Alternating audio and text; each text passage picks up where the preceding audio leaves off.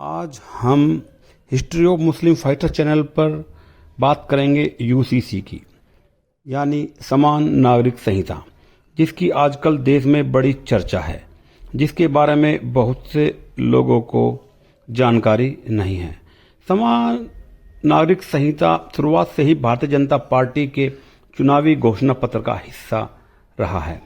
जब भी चुनाव आते हैं तभी इसका जिक्र होता है। 2024 का चुनाव आने को है और यूसीसी पर बहस छिड़ चुकी है। यूनिफॉर्म सिविल कोड एक सामाजिक मामलों से जुड़ा कानून है जो सभी धर्मों के लोगों के लिए विवाह, तलाक, भरण पोषण, विरासत व बच्चा गोद लेने आदि में समान रूप से लागू होता है। दूसरे शब्दों में, अलग अलग सिविल कानून न होना ही समान नागरिक संहिता की मूल भावना है। यह किसी भी धर्म जाति के सभी कानूनों से ऊपर होता है। फिलहाल समान नागरिक संहिता भारत में नागरिकों के लिए एक समान कानून को बनाने और लागू करने का एक प्रस्ताव है जो सभी नागरिकों पर उनके धर्म, लिंग और यौन अभिरुचि की परवाह किए बिना समान रूप से लागू होता है। वर्तमान में विभिन्न समुदायों के व्यक्तिगत कानून और उनके धार्मिक ग्रंथों द्वारा शासित होते हैं।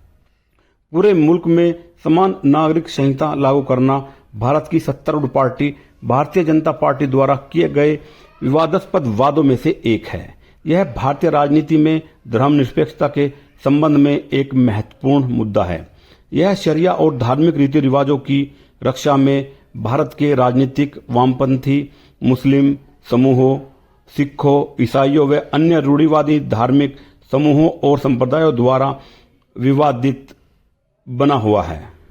अभी व्यक्तिगत कानून सार्वजनिक कानूनों से अलग अलग हैं।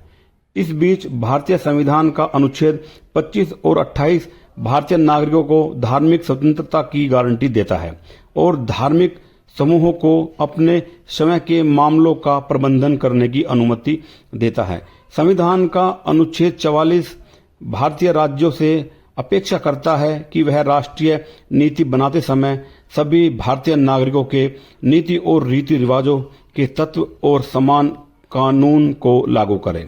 विधि और न्याय मंत्रालय द्वारा 2016 में समान नागरिक संहिता से जुड़े मुद्दों के अध्ययन के लिए एक विधि आयोग का गठन किया गया था। विधि आयोग ने भी माना है कि समान नागरिक संहिता का मुद्दा मूल अधिकारों के तहत अनुच्छेद 14 और 15 के बीच द्वंद्व से प्रभावित है।